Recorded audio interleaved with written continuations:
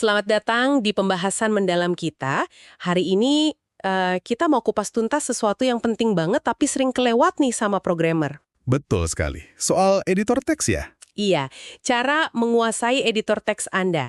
Kita gali dari bab 19 Mahir Editor, Fondasi Produktivitas Programmer yang banyak terinspirasi dari buku klasik The Pragmatic Programmer. Ah, buku legendaris itu? Oke. Misinya sih simple ya. Kita bongkar kenapa editor itu bukan cuma alat ngetik, tapi udah kayak perpanjangan tangan. Atau pikiran malah ya? Nah, itu dia. Kayak pahat buat pemahat kayu gitu. Kalau kita kuasai, wah produktivitas bisa naik drastis. Kita coba pakai banyak analogi deh biar gampang dicerna. Siap ya? Siap. Mari kita mulai. Oke, salah satu ide kuncinya nih ada konsep namanya fluency editor. Kefasihan editor gitu ya. Iya, fluency. Jadi bukan cuma hafal shortcut doang. Bukan sekadar itu ya. Bukan. Tapi lebih ke gimana kita gerakin kursor, milih teks, manipulasi kode, itu semua hampir tanpa mikir sadar gitu loh. Oh, jadi udah refleks ya. Kayak naik sepeda gitu kalau udah lancar kan nggak mikirin ngayuh lagi. Nah, persis. Analoginya pas banget. Fokusnya ke tujuan, bukan ke mekanismenya lagi. Dan ini dampaknya gimana nih kalau udah fasih gitu? Wah, dampaknya nyata banget. Materi kita nyebutin potensi hemat waktunya itu bisa sampai 1 minggu produktivitas ekstra per tahun. Serius? Seminggu? Iya, hanya dengan naik efisiensi sedikit aja, mungkin 4% gitu. Karena gangguan kecil-kecil kayak pindah tangan ke mouse, klik sana-sini, itu hilang. Jadi fokus kita nggak pecah ya, tetap di logiknya. Betul, fokusnya murni ke coding, ke problem solvingnya. Menghindari gesekan kecil lah intinya. Menarik. Terus, biar bisa fasih, kemampuan spesifik apa aja nih yang perlu diasah? Intinya sih, sebisa mungkin tinggalkan mouse. Oke, tantangan nih. Iya, kuasai navigasi, per karakter, per kata, per baris, lompat antar fungsi, atau blok kode. Itu penting banget buat kode yang panjang. Banget. Terus komentar kode juga, misalnya mau komen banyak baris sekaligus, atau uncomment, undur redo yang pinter. Split screen juga ya, buat lihat dua file barengan. Nah, itu juga. Split screen, cari teks yang canggih, regex mungkin, sampai pakai multikursor. Multikursor, buat ngedit beberapa tempat barengan. Iya, edit paralel gitu. Pokoknya, latih jari kayak main piano deh. Lincah di keyboard, bukan cuma telunjuk aja yang jalan. Oke. Terus gimana cara latihannya biar bisa gitu? Ada 3 langkah praktis nih yang disaranin. Pertama, sadar dulu. Sadar gimana? Sadar pas lagi ngelakuin sesuatu berulang-ulang di editor, terus mikir, ini pasti ada cara lebih cepetnya deh. Gitu.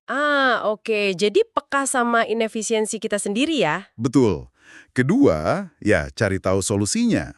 Googling kah, tanya teman, baca dokumentasi editornya. Ada shortcut apa, fitur apa, plugin mungkin, atau malah bikin makro sendiri. Makro buat rekam aksi gitu ya? Ya, rekam dan putar ulang.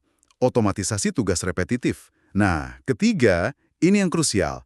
Latih terus fitur baru itu. Latih sampai jadi kebiasaan ya? Benar, latih secara sadar, berulang-ulang, sampai jadi memori otot. Kayak atlet gitulah, ngulang gerakan ribuan kali sampai otomatis dan sempurna. Sip. Nah, tadi disebut juga soal editornya sendiri. Katanya penting pilih yang punya 3 sifat ya? Apa aja tuh? Iya, betul. Editornya harus configurable, extensible, dan programmable. Oke, CEP. Maksudnya gimana tuh? Configurable itu artinya bisa diatur sesuka hati kita. Tampilan, shortcut, perilaku, semuanya sesuai gaya kerja kita. Biar nyaman ya? Nyaman dan efisien. Extensible itu bisa ditambahin fitur. Lewat plugin, ekstensi, jadi kemampuannya bisa berkembang. Bisa diintegrasiin sama tool lain gitu ya? Bisa banget. Nah, programmable itu artinya kita bisa bikin skrip buat ngotomatisasi tugas di editor itu. Bikin fungsi custom sendiri. Wah, keren juga ya. Kenapa 3 ini penting banget? Karena ujung-ujungnya balik lagi ke efisiensi. Tangan tetap di keyboard, pakai shortcut, itu jauh lebih cepat daripada bolak-balik mouse. Jaga flow kerja. Bener juga sih, biar nggak bolak-balik mikir alatnya ya. Dan ini bantu prinsip DIY ya, don't repeat yourself juga kali ya di level ngedit. Nah, tepat sekali. Bahkan di level micro editing pun prinsip DIY bisa berlaku.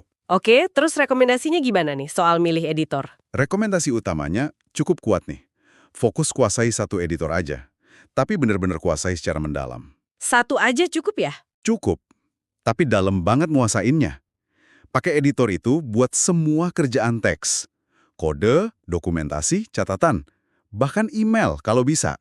Jadi kayak Cookie Master sama satu pisau andalannya itu ya. Analogi yang bagus. Persis kayak gitu. Udah nyatu sama alatnya. Pilih editor yang ada di semua OS yang Anda pakai. Contoh klasiknya ya Emacs atau Vim.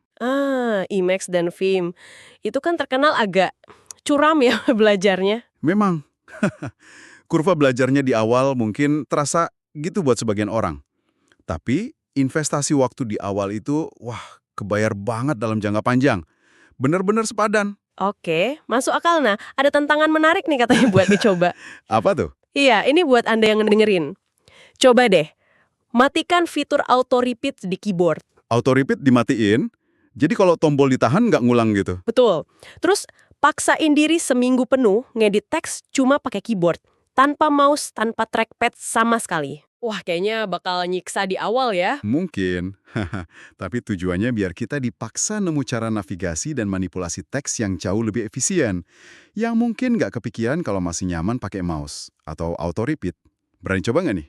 Haha, menarik sih tantangannya. Oke deh, jadi kalau kita simpulkan nih ya obrolan kita, Boleh. editor teks itu bukan cuma alat ketik biasa, tapi benar-benar fondasi produktivitas programmer ya. Fondasi banget. Menginvestasikan waktu buat nguasainnya itu kayak ngasah gergaji sebelum nebang pohon. Kerjaan jadi jauh lebih efektif, lebih ringan.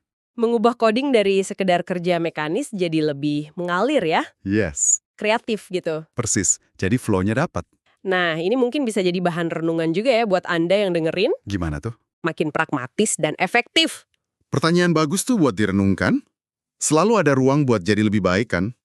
Selalu. Semoga obrolan kita ini ngasih beberapa aha momen ya, dan bikin Anda jadi pengen lebih akrab lagi sama editor pilihan Anda. Semoga bermanfaat. Dan jangan lupa ya, subscribe. Biar Anda terus dapat pembahasan mendalam kayak gini, langsung masuk ke perangkat Anda. Subscribe itu gratis kok. Betul, cara paling efisien buat tetap update tanpa repot nyari-nyari info lagi. Sip, terima kasih banyak sudah menyimak. Sampai jumpa di pembahasan berikutnya.